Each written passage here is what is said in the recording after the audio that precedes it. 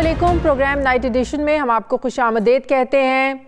नाजरीन, सब्जियां महंगी क्यों हैं? क्योंकि लाने का किराया बढ़ गया है। दालों की कीमतों को क्या हुआ? क्योंकि मंडी तक लाने ले जाने का किराया बढ़ गया है। दूध दही को क्यों आग लग गई? ये भी सवाल है, क्योंकि किराया बढ़ गया है। दवाएं क्यों नहीं पकड़ी जा रही? पीछे से इतने में आ रही हैं, हम क्या कर सकते हैं? इसीलिए महंगी हैं। साबुन, कपड़े, जूते, हत्ता के रोज़ाना का जो सौदा सल्फ है, हर चीज़ पर आपको यही जुमला सुनने को मिलने वाला है, क्योंकि किराए पेट्रोल की वजह से बढ़ा दिए जाते हैं और ये ट्रांसपोर्टेशन कॉस्ट हर ख़ास, आम और अमीर गरीब पर लगने वाला वो टैक्स है जिससे कोई नहीं बच सकता। यानी महंगाई बढ़ने की दूसरी तारीफ पेट्रोल का महंगा होना है। वज़ीर आज़म और वज़ीर ख़जाना पहले ही रियासत के आगे सियासत की कुर्बानी देने का नारा लगा चुके हैं। अब महंगाई बढ़े या आवाम पिस जाए, IMF को मनाने के लिए मुश्किल फैसले तो करना होंगे और डंके की चोट पर होंगे ये फैसले। वज़ीर ख़जाना इसहाक डार, जो डॉलर नीचे लाने के माहिर समझे जाते हैं, जिन्हें कमज़ोर मईशत का तजुर्बाकार बनाकर लाया गया था और जिन्होंने IMF के बगैर भी मईशत चलाने का बड़ा दावा किया था, आज IMF के लोगों के पाकिस्तान आने से पहले ही फ्लैट हो गए हैं। पेट्रोल की कीमतों में 35 रुपए, जी हाँ 35 रुपए का इकट्ठा इजाफा किया गया है। जरा देखिए डार साहब इसके बारे में क्या कहते हैं।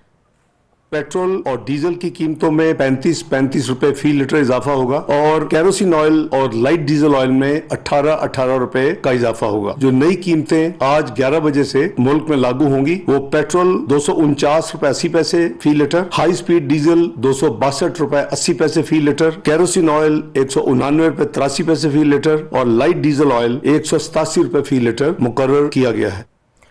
उमूमन पेट्रोल की कीमतों को महीने की आखिरी रात पर रात 12 बजे बढ़ाया जाता है, लेकिन यहाँ अब कौम भी ये समझ गई है कि हुकूमत क्या करने वाली है। 2 रोज़ पहले ही पंप मालिकान ने कीमतों के बढ़ने की उम्मीद पर पेट्रोल की सेल बंद कर दी थी। इससे पहले कि पेट्रोल की शॉर्टेज पैदा होती, फैसला साजों ने आज ही सुबह सवेरे ही पेट्रोल की नई कीमतों का नोटिफिकेशन निकाल कर आवाम को एक सरप्राइज़ दे दिया।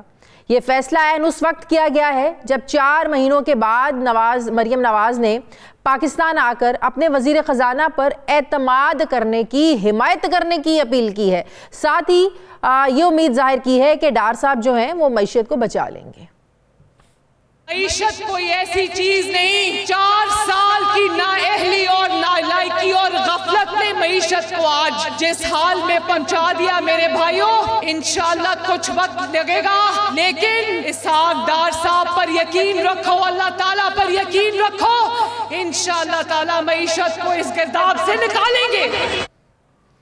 नाजरीन, नून लीग के साबिक वजीर ख़जाना मिफ्ता इस्माइल ने जब अगस्त में पिछले साल पेट्रोल की कीमतों में 7 रुपये सिर्फ इजाफा किया था, तो मरियम नवाज ने कहा था कि नवाज शरीफ इस हुकूमती फैसले से खुश नहीं हैं और वो नाराज़ होकर मीटिंग से उठकर चले गए थे। ये उनकी ट्वीट भी मेरे सामने पड़ी है जिसमें उन्होंने कहा था कि वो मियाँ साहब जो हैं वो एक पैसे का बोझ जो है वो आवाम पर नहीं डाल सकते और अगर हुकूमत की कोई मजबूरी है तो मैं इस फैसले में शामिल नहीं हूँ, और वो मीटिंग छोड़कर चले गए। ये मरियम नवाज की पिछले साल अगस्त की ट्वीट है। लेकिन अब क्या हुआ? अब करीबी रिश्तेदार इसहाक डार ने भी वही किया है, मगर नून लीगी हलकों की तरफ से कोई रद्द अमल नहीं आया। हर तरफ खामोशी है, कोई डार साहब पर तनकीद नहीं कर रहा है। एक तरफ मरियम नवाज 1 फरवरी से आवाम में उतरना चाह रही हैं और दूसरी तरफ उनकी अपनी हुकूमत जो है वो आवाम की दुखती रग पर हाथ रख कर उनका जो गुस्सा है उसको टेस्ट कर रहे हैं। इस भारी सलामी के साथ मरियम नवाज कैसे आवाम का सामना करेंगी? चलिए ये सवाल जो है हम आवाम से ही पूछ लेते हैं कि उनका क्या हाल है, वो क्या सोच रहे हैं।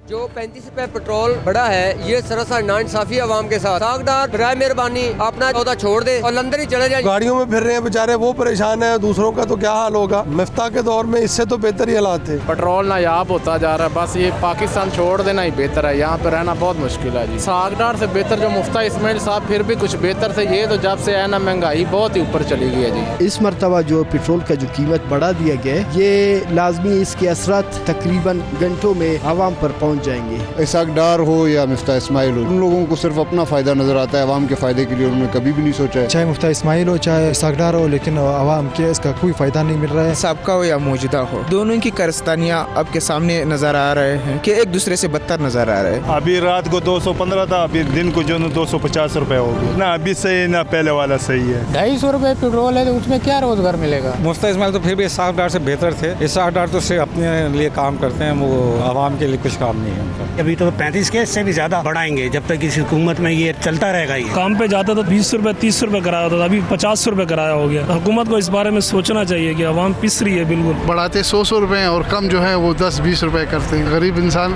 क्या करे, बस आवाम को उल्लू बना रहे हैं, आवाम का बेड़ा गर्क कर रहे हैं। डिफॉल्ट तो आवाम का कह रहे हैं हो रहा है, लेकिन ये डिफॉल्ट हो चुका है। तलबा तो यही है कि गरीब आवाम पे थोड़ा रहम करें और सब्सिडी दें आवाम को। ये तो बहुत ज्यादती है, 150 रुपए से इसने 250 कर दिया, उसको शर्म हया नहीं आती। जब मिफ्ता इस्माइल के बाद इसाक डार आया और उधर से बड़े वादे वहीद करके आया और कि मैं इस मुल्क का डॉलर मैं 200 रुपए पे ले आऊंगा, तो आज तो 300 रुपए पे चला गया डॉलर। ये वज़ीर ख़ज़ाना जब से आया ना, इतनी महंगाई है कि क़यामत पहुँच गई। बस तो गरीब बंदा कहाँ जाए।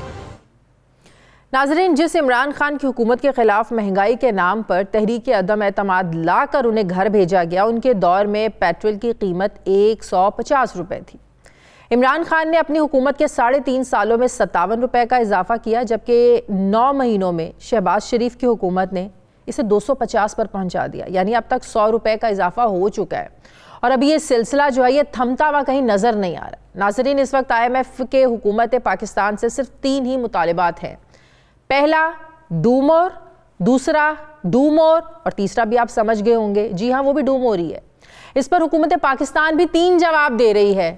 पहला यस सर, दूसरा राइट सर और तीसरा डन सर। लेकिन इस सब के बावजूद IMF के लोग आएंगे और ना जाने और क्या कुछ यहाँ से मनवा कर जाएंगे, क्योंकि इस वक्त हम इनके साथ किसी बार्गेनिंग पोजीशन में नहीं है। पाकिस्तान कर्जा मिलेगा तो जाहिर है मुल्क में डॉलर आएगा, मुल्क में डॉलर आएगा तो निज़ाम ज़िंदगी चलेगा। हुकूमत के 5वें साल को इलेक्शन ईयर कहा जाता है, यानी आवाम को खुश करने का ये साल होता है, लेकिन यहाँ पर तो आवाम को उनको पीसने की तैयारी हो रही है, उन पर बोझ डाला जा रहा है। और ये सब ऐसे वक्त में हो रहा है जब तहरीक इंसाफ एक मजबूत हरीफ बनकर सामने खड़ी है। क्या मरीम नवाज तहरीक इंसाफ समेत जो मूज़ और महंगाई है इस वक्त इसका मुकाबला कर पाएंगी, या लंदन से नवाज शरीफ को ही बुलाना पड़ेगा? क्या शहबाज शरीफ की हुकूमत के मुश्किल फैसले मुस्लिम लीग नून को इलेक्शन में भारी पड़ सकते हैं? मैं बात करूंगी, मुझे ज्वाइन कर रहे हैं वज़ीर आज़म के कोऑर्डिनेटर बराए इंडस्ट्री एंड कॉमर्स राना एहसान अफजल साहब। अस्सलाम वालेकुम, बहुत बहुत शुक्रिया राना साहब आपका। राना साहब, ये क्या हो गया कि लोग आज मिफ्ता साहब को जो है ना वो याद कर रहे हैं कि इसाक डार से तो अच्छे मिफ्ता इस्माइल थे जिन्होंने 7 रुपये बढ़ाया था, तो आपकी जमात से बर्दाश्त नहीं हो रहा था। जमात क्या, जो आपके कायद बैठे हैं लंदन में वो मीटिंग छोड़कर चले गए थे, किसी से बर्दाश्त नहीं हो रहा। और आज क्या वक्त है कि लोग मिफ्ता को याद कर रहे हैं, लेकिन मरियम नवाज कह रही है कि नहीं, अल्लाह के बाद इसाक डार है और वही जो है ना इस मुल्क को मुश्किल से निकालेगा, आप इसाक डार की हिमायत करते रहें बस। बिस्मिल्लाहिर्रहमानिर्रहीम। देखें, आपने कहा कि IMF को यस सर और all right and we will do it आपने कहा, तो ये हमने नहीं कहा, ये PTI ने मुआहदे किया IMF के साथ और उन्हीं मुआहदों को आज हम पूरे कर रहे हैं। और हमारे पास 2 ही ऑप्शंस हैं, या हम मुल्क को जो ऑलरेडी जो रिजर्व जो 3.7 अरब डॉलर्स पे पहुंचे हुए हैं उनको और गिरा दें। LCs पहले ही एक पाइलअप हुई हैं और हालात जो हैं वो आपके सामने हैं कि किस तरीके के जो सनत है उसका पहिया भी स्लो डाउन हो रहा है। तो या उसको बिल्कुल रोक दिया जाए और मुल्क को डिफॉल्ट कर दिया जाए, या हम IMF के उस मुआहदे को जो PTI ने किया उन कंडीशंस को जिन पे PTI ने किया उनको हम मुकम्मल करें। 3 मेजर चीजें हैं जो हमें विरसे में मिली, जो आज हमें एकदम से पिछले 7-8 महीने में जिनको हमें ब्रेक लगानी पड़ी और ठीक करना पड़ रहा है। नंबर 1, गैस सेक्टर में 1400 अरब का खसारा छोड़ के गए जो 72 साल तक सिफर था। ये 3.5-4 साल में तोहफा PTI ने दिया, जिसको आज हमें IMF कहता है फौरन दुरुस्त कर दो। जो अबर गर्जसी कर्जा है जो 1100 अरब में 72 साल में बना, उसको वो 2500 अरब पे छोड़ गए, जिसके फ्लो को भी रोकना है जो इंक्रीज है, और जिसके हमें जो है उसको कम भी करना है। तीसरा जो है वो इन्होंने इतने कर्जे लिए, ये कहते हैं हमने 6% ग्रोथ ली, लेकिन इतना मकरूज कर दिया इस मुल्क को कि आज हमें जो है उस सारे गंद को एक साथ साफ करना पड़ा है। तो ये हमें खुशी नहीं है कि हमें पेट्रोल महंगा करना पड़ा है, लेकिन IMF का ये सारी सिचुएशन मिफ्ता इस्माइल साहब के दौर में भी थी। जाहिर है जो आज आप कहानी सारी बता रहे हैं कि इमरान खान की हुकूमत ये करके गई, इतना खसारा छोड़ के गए, मिफ्ता इस्माइल के दौर में भी तो यही सब कुछ था ना। तो मिफ्ता इस्माइल पर आपकी पार्टी के अंदर से, बल्कि आपके कायद इतनी ज्यादा तनकीद फिर क्यों करते थे? नंबर 1। नंबर 2, जब IMF के साथ ये सारी डीलिंग करनी थी, उनकी माननी थी, तो अक्टूबर से जो प्रोग्राम मुअत्तल है, फिर सब कुछ तब किया होता तो आज ना डॉलर का ये हाल होता, ना आपके रुपए की इतनी कदर कम होती।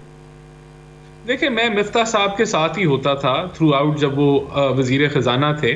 मिफ्ता साहब ने बड़ा अच्छा काम किया और उन्होंने IMF के प्रोग्राम को बहाल किया, इस मुल्क को डिफॉल्ट से बचाया, तो इसमें कोई शक नहीं है। लेकिन देखें, जब दार साहब आए तो इस मुल्क में फ्लड्स भी आ गए और 30 अरब डॉलर का नुकसान हुआ।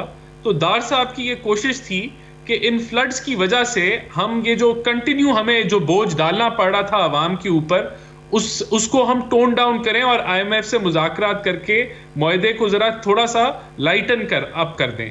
लेकिन उसके साथ साथ ये भी उम्मीद थी कि हमें फ्रेंडली ममालिक से कोई इमदाद आ जाएगी। ये दोनों चीज़ें नहीं मुमकिन हुई। कोशिश की गई और कोशिश जायज़ थी। जो कोशिश की गई वो पाकिस्तान के और अवाम के मफाद में थी, लेकिन वो पूरी ना हुई। और जब ये यकीन आ गया कि ये नहीं पूरी हो रही और IMF बच नहीं कर रहा, तो हमें वही मुआहदा जो PTI ने IMF से किया था। आपकी पार्टी ये समझती है कि डार साहब मिफ्ता इस्माइल से ज्यादा अच्छी मैशियत के मामलात को चला रहे हैं? आज किसी को मसला नहीं हो रहा कि अवाम पर बोझ डाला जा रहा है? देखें, तब भी मसला था कि अवाम पे बोझ डाला जा रहा है, तब भी हम पॉलिटिकल कॉस्ट पे कर रहे थे। आज भी हम महसूस करते हैं कि ये तो आज भी मरीम नवाज साहिबा की तरफ से ट्वीट आनी चाहिए थी ना कि हम इस फैसले में डार साहब के साथ नहीं हैं, हम हुकूमत के इस फैसले में उनके साथ शामिल नहीं हैं। जो नवाज शरीफ साहब हैं वो इस फैसले से नाराज हैं क्योंकि वो अवाम पर बोझ नहीं डालना चाहते हैं। आज भी फिर मरीम नवाज की तरफ से ट्वीट आनी चाहिए थी ना। देखिए, आप जो जिस चीज को पॉइंट कर रही हैं वो तो मरियम नवाज साहिबा बेहतर वो उसको जो है वो जवाब दे सकती है। लेकिन मेरा देखें पॉइंट ये है कि हो सकता है कि जो हकायक थे, जो मईशत की जो बदहाली थी, उसका अंदाजा शायद जो है वो उस वक्त इतना ज्यादा ना हो, लेकिन अब मेरे लिए तो बड़ा क्लियर है, आज बहुत क्लियर है ये बात। मईशत की बदहाली को तो बुनियाद बनाकर तहरीक अदम एतमाद लाए थे, तो अंदाजा क्यों नहीं था? नहीं, देखें, बात यह कि मुआहदे को इन्होंने किस हद तक खराब कर दिया था, IMF से किस हद तक एक डिस्ट्रस्ट पैदा हो गया था।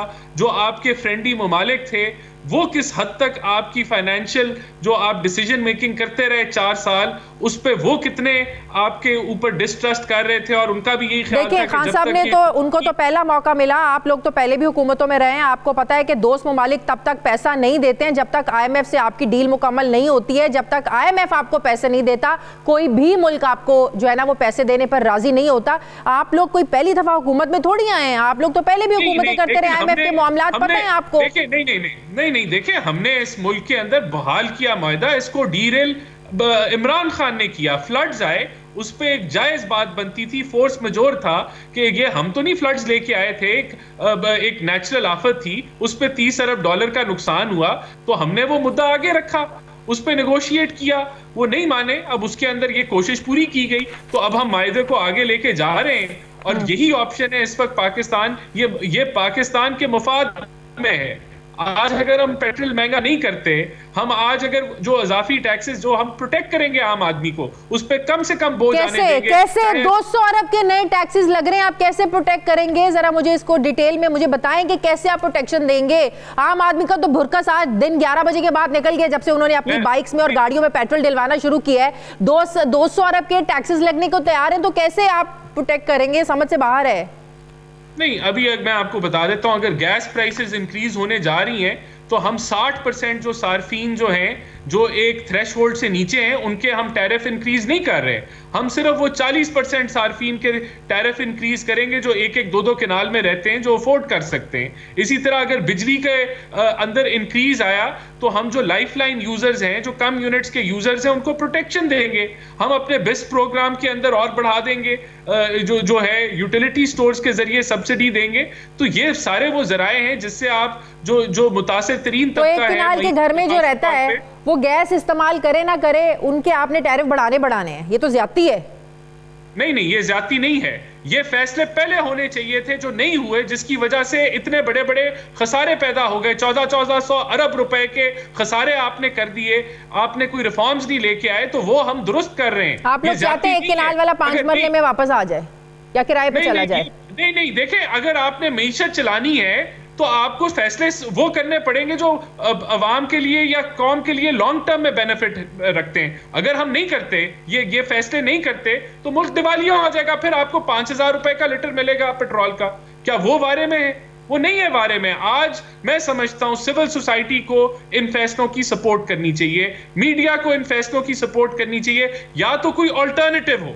अगर कोई ऑल्टरनेटिव देता है कि हाँ नहीं, IMF का मुआहदा खत्म कर दें, ये ठीक नहीं है, इनको ये ABC स्टेप लेना चाहिए, तो फिर तो ठीक है, हम डिबेट कर सकते हैं। लेकिन अगर यही रास्ता है और वो रास्ता हम अपना रहे हैं, सरकारी गाड़ियों में जो मिनिस्टर्स को पेट्रोल मिलते हैं, कार्ड सबसे लेना वापस, ये रियायत सबसे वापस लेना।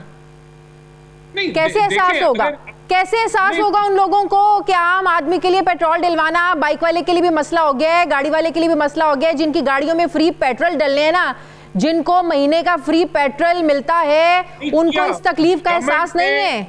गवर्नमेंट ने पेट्रोल राशनिंग की है आज से 3-4 माह पहले। गवर्नमेंट ने बिल्कुल खत्म करे ना। हर मिनिस्टर, हर जो सरकारी बंदा है वो अपनी जेब से डलवाए ना, उसे पता चले कि गुजारे किस तरह होते हैं। हर देखिए, सरकारी बंदे भी जो होते हैं वो भी नौकरी, वो भी तनख्वाह लेते हैं, उनको भी कोई अरबों रुपए की इनकम या करोड़ों की इनकम नहीं है, वो भी चंद लाख या चंद हजार की तनख्वाह पे ही होते हैं। और ये आम बंदा तो चंद लाख सिर्फ सुनता है, वो तो कमाना तो बड़ी दूर की बात है, वो कैसे गुजारा करे? देखिए, मैं एग्री करता हूं कि गवर्नमेंट को कंजर्वेशन करनी चाहिए और उनको जो है बाय एग्जांपल सेट करनी चाहिए, लेकिन मैं समझता हूं कि जो फैसले हो रहे हैं वो मुल्क के मफाद में है, और अगर वो ना हो तो इन फैसलों के साथ आप लोग इंतखाबात में लगता है जाने की पोजीशन में नहीं रहेंगे। देखिए, हर चीज जो है हमें मुल्क के मफाद के बारे में सोचना है, हमें वो फैसले करने जो मुल्क के मफाद में हो। अगर उससे हमें सियासी नुकसान पहुंचता है तो हम अवाम के सामने अपना मुद्दा रखेंगे, और अवाम जो है वो बाशऊर है, वो समझती है। ये हमारी, क्या हमें खुशी है कि हम पेट्रोल में 35 रुपए जो है वो बढ़ा रहे हैं? क्या इससे जो है कोई हमें पर्सनली फायदा हो रहा है? नहीं हो रहा। मुल्क के पास तो इंतखाबात में चले जाए ना, क्यों अपने सर पे बोझ उठाने के लिए आप लोग और वो कीमत चुकाना चाहते हैं आप लोग? अगर अर्ली इलेक्शन से, जो कि जिसको अवाम चुनते हैं, जिसको अवाम मैंडेट देते हैं, उसके सर पे बोझ डलने दें आप लोग। नहीं, अगर अर्ली इलेक्शन से पेट्रोल 100 रुपए का हो जाएगा, बिजली आधी हो जाएगी, गैस आधी हो जाएगी, फिर तो हमें अर्ली इलेक्शंस पे चले जाना चाहिए। और अगर अर्ली इलेक्शन से और नुकसान हो जाएगा मईशत का, तो फिर हमें इलेक्शन टाइम पे करने हैं। लेकिन इसके लिए आप आईनी तकाजे को पीछे तो नहीं रख सकते। अब पंजाब में केपीके में, पंजाब और केपीके में 90 रोज में इंतखाबात होने, कहीं से कोई तैयारी लग ही नहीं रही है, कहीं से कोई अनाउंसमेंट ही नहीं है। गवर्नर केपीके कहते हैं कि मईशत का इशू है, सिक्योरिटी का इशू है, यहाँ पर तो अभी नहीं हो सकते इंतखाबात। देखिए, जनरल इलेक्शंस में तो आइन कहता है कि अगस्त तक टेन्योर है। जहां तक केपी और पंजाब की बात है, तो वो अगर लगता है कि कोई गैर आईनी काम हो रहा है तो कोर्ट में चले जाएं। कोर्ट ने तो बड़े जबरदस्त फैसले किए हुए हैं। 63A की नई तशरीह कर दी जो लिखी भी नहीं हुई थी, तो कोर्ट से जाके रिलीफ ले लें अगर उनको लगता है कि कोई गैर आईनी काम है। ठीक है, बहुत बहुत शुक्रिया राना एहसान अफजल साहब, वज़ीर आज़म के कोऑर्डिनेटर मेरे साथ हैं। मुझे ब्रेक लेकिन वापस आते हैं छोटे से वक्फे के बाद।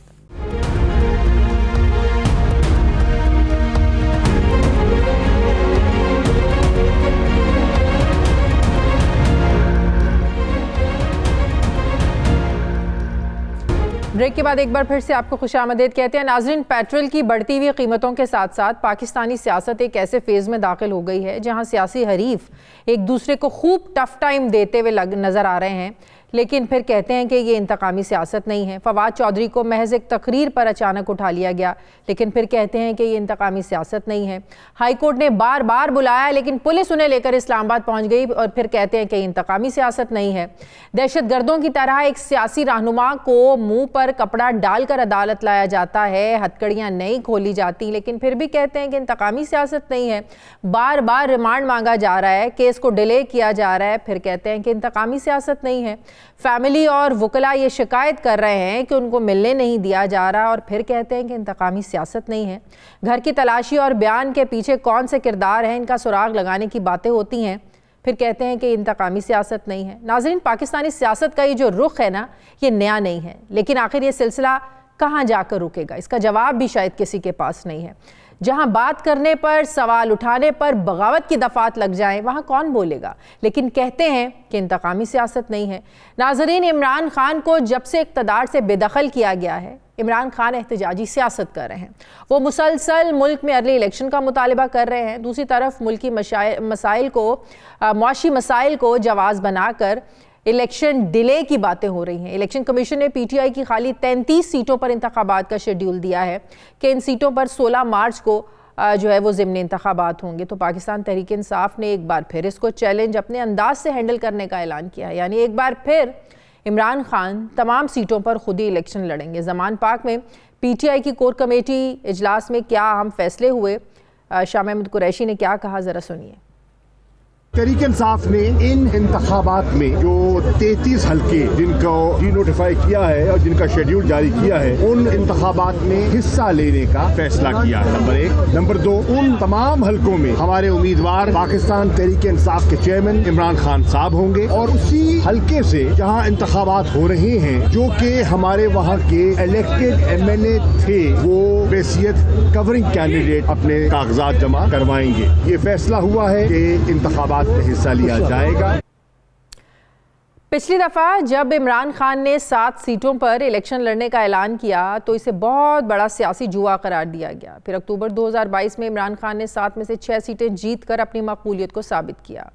क्या एक बार फिर इमरान खान जो हैं वो अपनी जारहाना हिकमती अमली हुकूमत को जो है वो ये बढ़ने नहीं देगी आगे? इसके मुकाबले में PDM की जमातों का प्लान है कि इमरान खान को थकाया जाए और अपनी बाकी जो मुद्दत है उसको पूरा कर लिया जाए। PDM की जमातें इलेक्शन में हिस्सा लेती हैं या नहीं? दोनों सूबों पर इलेक्शन में जो है वो अरबों रुपए खर्च होने हैं, लेकिन क्या हमारी जो मुल्की मईशत है वो इस काबिल है कि सारा साल इलेक्शन ही चलते रहें, कभी कौमी असम्बली के ज़िमनी इंतखाबात तो कभी सूबों के इलेक्शन?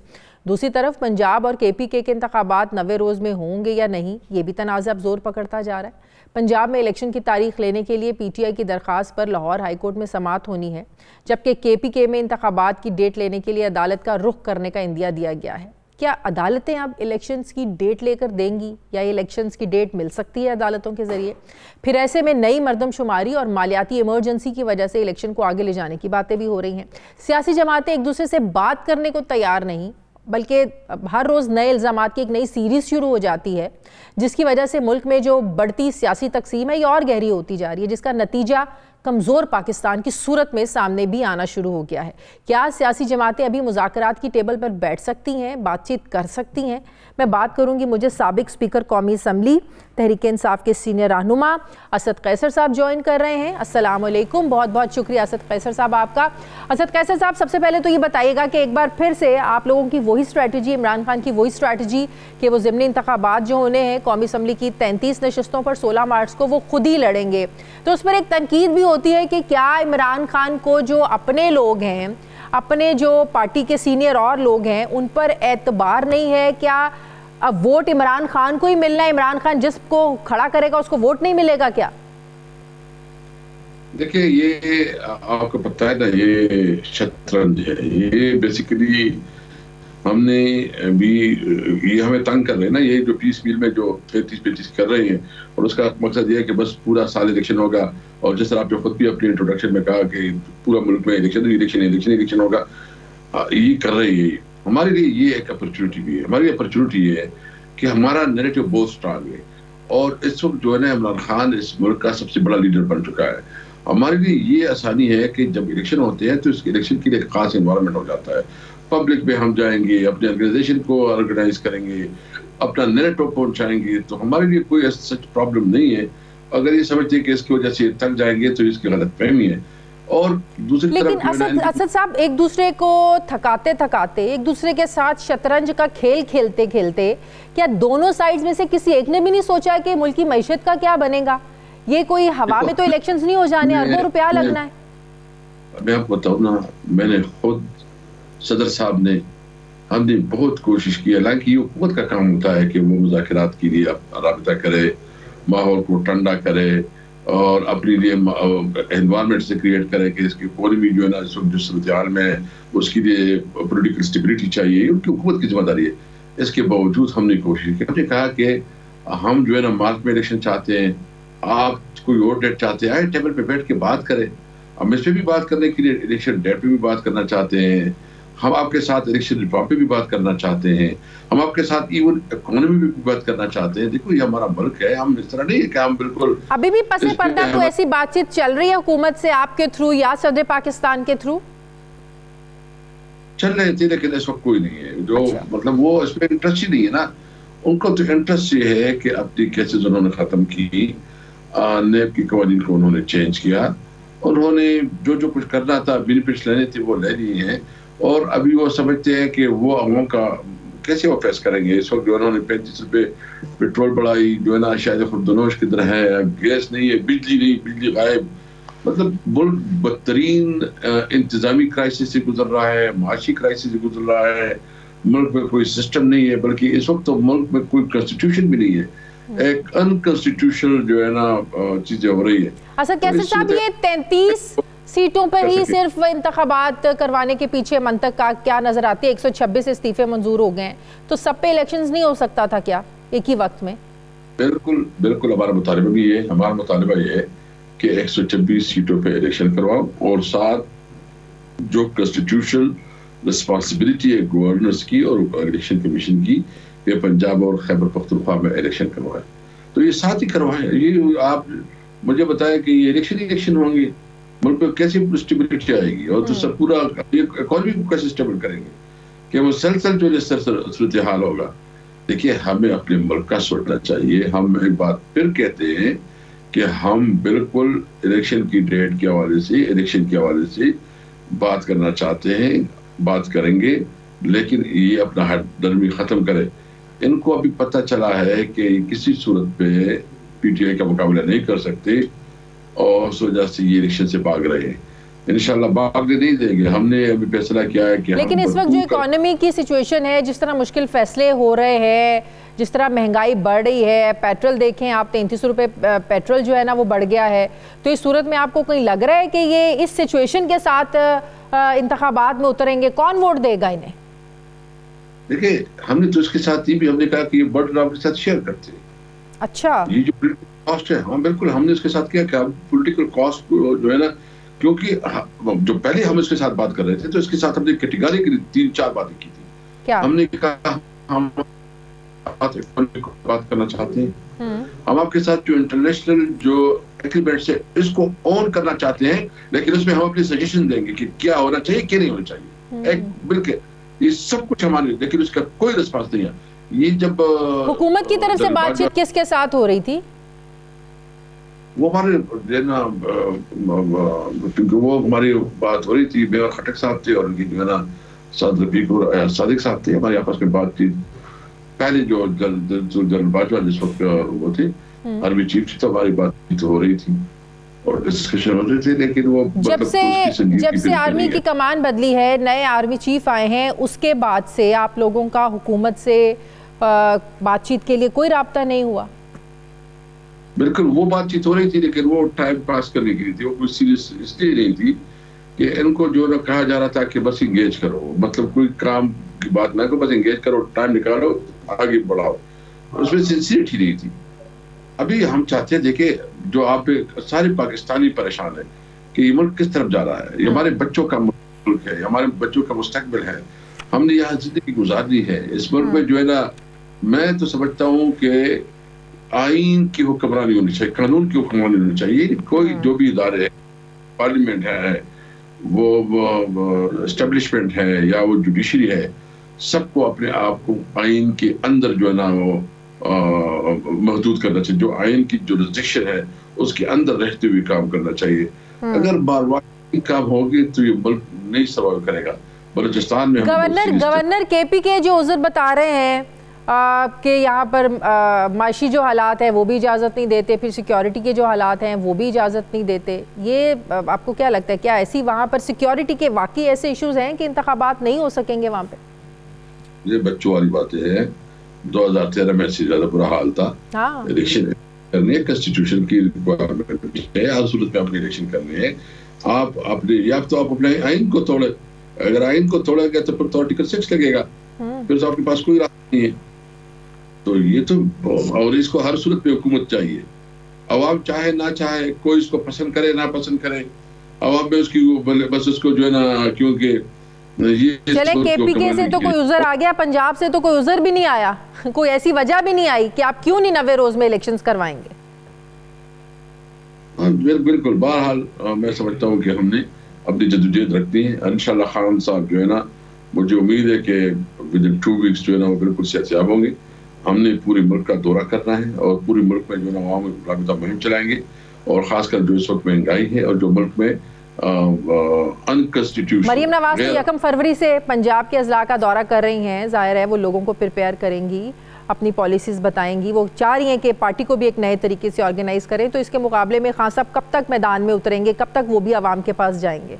मुझे उम्मीद है विद इन 10 डेज, मुझे विद इन 10 डेज जो ना खास होंगे और वो हम पूरा करेंगे। देखिए, इसमें हम जो हमारा मेन एजेंडा होगा कि मुल्क को आइन के अंदर, आइन के तहत चलाओ, और दूसरा है कि महंगाई और जो इस वक्त माशी तौर पर लोग बुरे हाल में हैं, हम उसके लिए पूरा प्लान देंगे, प्रोग्राम देंगे कि हमारा गवर्नमेंट में क्या करेंगे, क्या रिलीफ देंगे। मर्दमशुमारी का ना होना क्या वाकई रुकावट है इलेक्शंस ना होने में? नहीं, ये तो वैसी बात है, बिल्कुल। देखिए, वो तो तब हो सकता है जब फाइनल उसकी कैबिनेट अप्रूवल दे, और तो उसमें काफी टाइम लगेगा। वो कोई नहीं है, ये बिल्कुल ये लैब एक्सक्यूजेस हैं, इसमें कोई कानूनी वो कदम नहीं है। इलेक्शन हो सकते हैं, इसके ऊपर मर्दमशुमारी है। इसमें ऑलरेडी हमने जो मतलब जो हमने जो कैबिनेट ने और फिर मुफादत काउंसिल ने जो डिसीजन दिया था, उसमें कैटेगरिकली ये थी कि ये जो, चूंकि वो आपको पता है कि हमने ये जो मर्दमशुमारी थी उसको सर्टिफाई किया था कैबिनेट ने, उसकी बुनियाद पे इलेक्शन हो सकते हैं। नई मर्दमशुमारी जब भी हो, नेक्स्ट आइंदा इलेक्शन जब भी हो 5 साल बाद, उसके ऊपर हो जाए। सही। असद कैसर साहब, फवाद चौधरी की गिरफ्तारी के बाद क्या मजीद गिरफ्तारियां मुतवक्के हैं? देखिए, जो भी करे हमें तो कोई परवाह नहीं है, गिरफ्तारियां करे, जो इसके पास इख्तियार है और हथियार इस्तेमाल करे। जितनी हमारे खिलाफ एक्शन लेंगे इतनी गैर मकबूल होंगे, इतना ही इनकी जो है ना मोतवा क्यों होंगी। हम तो किसी भी सूरत में न पीछे हटेंगे न डरेंगे। सही। और इमरान खान की नाअहली के हवाले से भी बड़ी बातें हो रही हैं कि हर मुमकिन कोशिश की जाएगी कि इमरान खान को नाअहल किया जाए। तो इसके बाद आप लोगों की क्या स्ट्रेटजी होगी अगर इमरान खान को नाअहल कर दिया जाता है? देखिए, इनकी ख्वाहिश हो सकती है, होगा नहीं इंशाअल्लाह ताला। ये इनकी सिर्फ ख्वाहिश इनकी ख्वाहिश तक रहेगी इंशाअल्लाह ताला। ठीक है, बहुत बहुत शुक्रिया। साबिक स्पीकर कौमी असम्बली तहरीक इंसाफ के रहनुमा असद कैसर साहब मेरे साथ थे। मुझे ब्रेक लेनी है, वापस आते हैं वक्फे के बाद।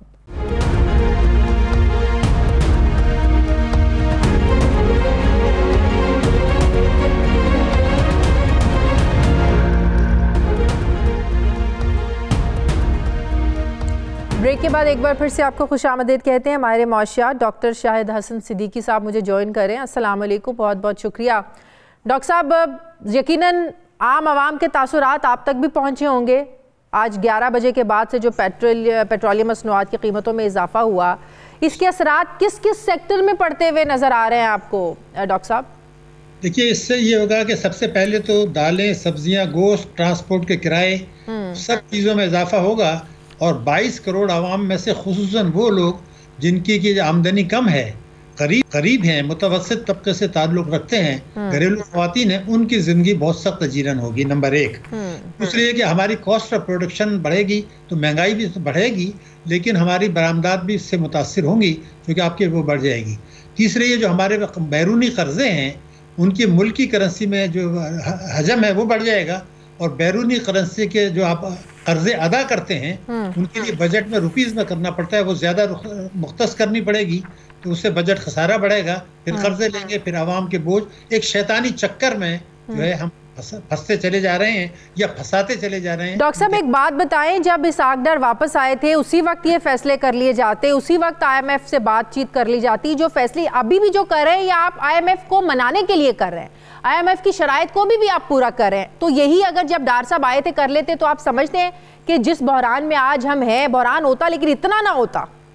नहीं, मैं तो कहता हूँ बहरान नहीं होता। मैं आपको बताता हूँ, इसलिए बिल्कुल मैं जिम्मेदारी से बता रहा हूँ, 27 सितंबर को उन्होंने चार्ज लिया था। हाँ। और उनको ये पता था कि मिफ्ता के ज़माने में एक किस्त लेने के लिए 1700 अरब रुपए के टैक्स लगाने पड़े थे और IMF 1 इंच भी हिलने के लिए तैयार नहीं था। मेरे हिसाब से अगर वो 10 अक्टूबर तक उनकी तमाम शराइत मान लेते जो उस वक्त कम थी, ये तो मईशत तबाह होती गई तो वो शराइत सख्त होती चली गई, उस वक्त इतनी सख्त नहीं थी। नंबर 1, उस वक्त डॉलर जो था वो 220 रुपए का था। हाँ जी। अगर वो उस वक्त वो शर्त मान के मुआहदा कर लेते तो मैं ये समझता हूँ कि 220 से फिर ये 200 रुपए पर आ जाता, हमारा 262 पे नहीं आता। पेट्रोलियम मसनूआत की कीमतें जो हैं वो कम होती, बहुत कम होती। और दूसरी बात ये थी कि जो अब मजीद टैक्सेस मिनी बजट आने वाला है वो नहीं आता, तो अगर तो और पेट्रोलियम के नर्ख भी नहीं बढ़ते, गैस और लेकिन डार साहब बड़ा कॉन्फिडेंट थे कि मुझे IMF से डील करना आता है। IMF कौन होता है मुझे हमें डिक्टेट करने वाला? IMF कौन होता है कि हमें बताए कि रुपए की कदर क्या होनी चाहिए या इंटरेस्ट रेट क्या होना चाहिए? इसीलिए उन्होंने कहा मैं IMF के बगैर भी चल सकता हूँ। तो इसके पीछे क्या प्लानिंग थी उनकी, आपको क्या समझ में आता है? वो इतने कॉन्फिडेंट क्यों थे IMF के मामलात को लेकर? नहीं देखिए, इसमें कोई ऐसी सीक्रेट बात नहीं है। ये जो बयानात होते हैं ना, उनको आप सियासी बयान समझा करें। मैं आपको एक बात बिल्कुल वाज़ेह तौर पे बता दूं, अब पेट्रोलियम मसनूआत की आप बात कर रहे हैं। इमरान खान की हुकूमत ने और मौजूदा हुकूमत ने IMF के साथ एक मुआहदा किया था, वो मुआहदा मौजूद है। और वो मुआहदा ये था कि पेट्रोलियम लेवी जो है उसको बढ़ा के 50 रुपये तक ले जाया जाएगा, ये मुआहदा है। और दूसरा ये था कि आप जो GST, अगर आपकी टैक्सों की वसूली गिरती है तो आप पेट्रोलियम मसनूआत पर GST बढ़ा देंगे 17%, ये मुआहदा था। आपकी वसूली गिर गई तो डार साहब ने ये किया है कि बीच में बार बार जो है वो पेट्रोलियम मसनूआत की कीमतें गिराई और वो खुल्ला खिलाफ वर्जी थी IMF के साथ मुआहदे की। IMF ने इस पेट्रोल के मामले में ये कहा, हम आपसे कोई नई बात नहीं कर रहे, जो आपका कमिटमेंट था वो आप पूरा कर दें। आपने पेट्रोलियम लेवी गिरा दी है, टैक्सों की वसूली बढ़ी नहीं, वो पूरा करें। उसके हिसाब से वो 35 रुपये बन रहा था, वो नहीं किया, वो बढ़ाना पड़ गया। अब ये हुआ क्यों है? हुआ इसलिए है कि मैं आपको बड़ी अजीब बात बताऊं कि डार साहब ने जब आए थे उसके मुकाबले में 4 महीने तकरीबन बाद 24 जनवरी को उनके ज़माने में रुपए की कदर बेहतर हुई थी। ये ऑफिशियल फिगर मैं आपको बताऊँ, ये लोगों को पता नहीं है, बेहतर हुई थी। सारी तबाही बर्बादी जो आई है ये 2 दिन में आई है, क्योंकि वो मसनूई तरीके से उसको हैंडल कर रहे थे। गवर्नर स्टेट बैंक को ऑटोनॉमी जो है वो है ज़रूर, लेकिन चूंकि ये उनके हैंड पिक्ड आदमी हैं तो उनके कहने पर वो अमल दरामद कर रहे थे। हुआ ये कि सट्टेबाजी हो रही थी, फिर बैंकों ने जो है वो सट्टेबाजी की, उसके बाद स्मगलिंग हो रही थी, उसके बाद हुंडी हवाले का कारोबार हो रहा था और एक मुतवाजी मार्केट लेके गए जहां 260-270 रुपए का डॉलर हो रहा था। तो फिर इन्होंने एक ड्रामा रचाया कि कैप लगाने की कोशिश की, मिल के स्टेट बैंक के साथ मिलके और उसके साथ जो एक्सचेंज कंपनीज हैं, वो कैप का जमाना था नहीं, वो उठाना पड़ गया। उस उठाने से 2 दिन में 32 रुपए डॉलर गिर गया। अब आप तेल इंपोर्ट करते हैं, आपने तो IMF को जवाब पैदा कर दिया। ये नाअहली थी, गलत थी। और ताकतवर तबकों को नवाजना और सियासी फैसले करना, शाना अखराजात बढ़ाते चले गए इनके दौर में। काबीना का हजम भी बढ़ा है और जनाब आपके कर्जे भी बढ़े हैं और ताकतवर तबकों को उन्होंने मराहत भी दी हैं जो IMF की खिलाफ वर्जी थी।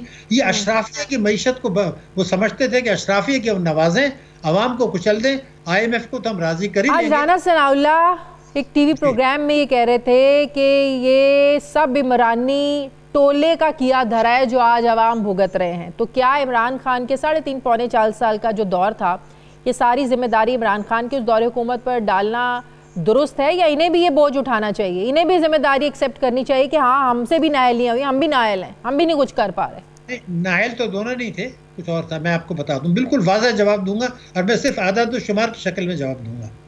हुआ ये है कि 28 फरवरी 2022 को इमरान खान साहब ने एक मुआहदा तोड़ा था IMF के साथ, जो तहरीरी मुआहदा था। उसके बाद IMF ने हमारी किस्त रोक ली। क्या हमें पता है कि उसके बाद से अब तक हमारे जो रिजर्व्स गिरे हैं वो है 12.7 अरब डॉलर, ये रिजर्व्स गिरे हैं।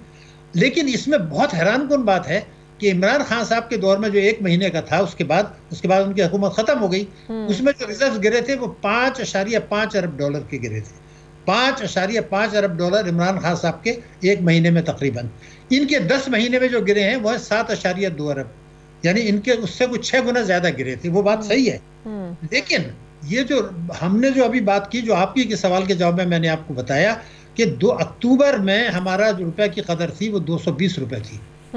इसके बाद जो तबाही बर्बादी आई है, और जो उन्होंने बिल्कुल सही कहा था डॉक्टर साहब ने कि वो 200 रुपए के नीचे आ सकता था, मैं भी उस वक्त यही कह रहा था अक्टूबर में आप मुआहदा कर लेते तो ये 200 से नीचे चला जाता। तो रिजर्व की जिम्मेदारी और 220 तक लाना जो था 180 से, ये जो खाते में जाता है इमरान खान साहब के। आपने जो अक्टूबर से अब तक डिले किया, और ये डिले क्यों किया उसकी भी वजह है, कुछ ना कुछ आवाम पे जो है वो टैक्सेस लगाने पड़ते, क्योंकि टैक्सों की चोरी इस हुकूमत के दौर में बड़ी थी, अखराजात बड़े थे।